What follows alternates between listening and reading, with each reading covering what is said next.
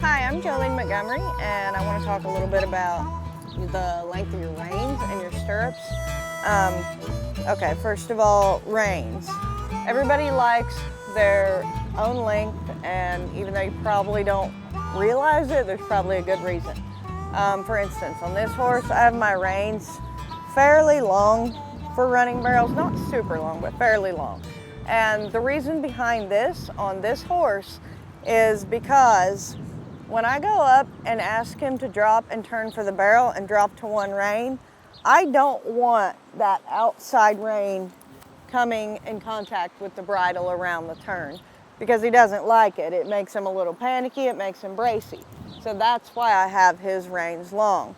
See, as you can see, come up to the barrel, drop it.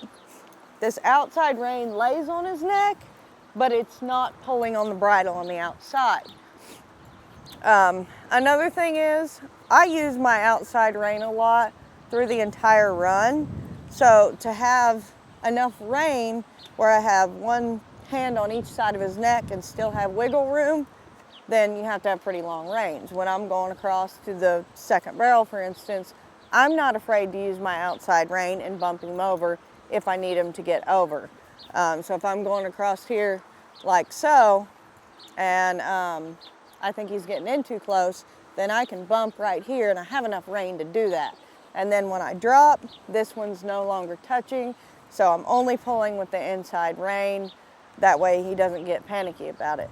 Now, when you get your reins shorter, which a lot of people ride like that, and that's fine too, then when you ask for the turn, say if this was the length of my reins, when you drop and ask for the turn, it's pulling on the outside as well.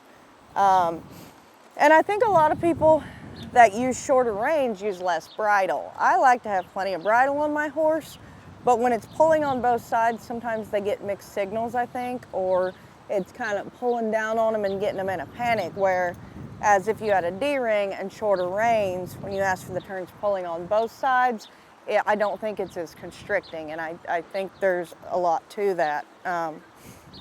As far as stirrups, this is my opinion. I hope nobody takes offense to it, but I think about 75% of barrel racers ride their stirrups way too long.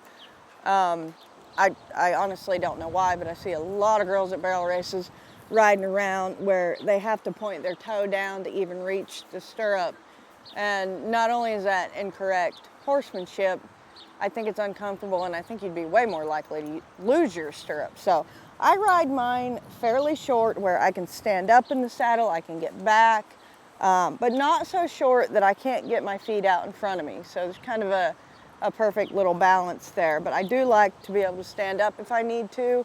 I like to be able to push my calf all the way down. So we have fairly proper horsemanship here. I'm not going to say it's perfect, but anyway, one more thing, and I can credit a friend of mine, Jory Warga, for this.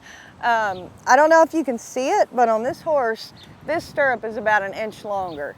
The reason for that is he naturally wants to drop his left shoulder kind of all the time when I'm riding him around, just a hair, and he'll drop into the second and third barrel sometimes. And so I've dropped this stirrup down, which makes my whole body do this, which makes my left leg push into him. So the whole time I'm riding, this leg has more weight, which should help pick that left stirrup up.